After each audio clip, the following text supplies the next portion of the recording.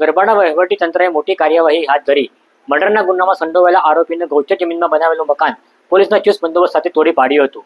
નમસ્કાર, આપની સાથે હું પ્રિયાંક. જોતા સમાચાર વિસ્તારથી.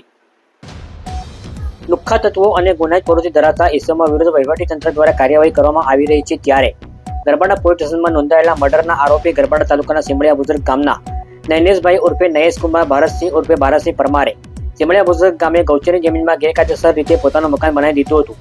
જે બાબત ગરબાડા વહીવટી તંત્રની જાણમાં આવતા વહીવટી તંત્રએ Garbada police inspector S M Radadiya સહિતની પોલીસની ટીમને સાથે રાખીને મકાન ડિમોલિશન કર્યું હતું. સિમળિયા બુઝુર્ગ ગામનો નૈનેશભાઈ ઉર્ફે નયેશકુમાર ભારતસિંહ ઉર્ફે ભારતસિંહ પરમાર મર્ડરના ગુનાનો આરોપી છે અને તે હાલ જેલમાં છે.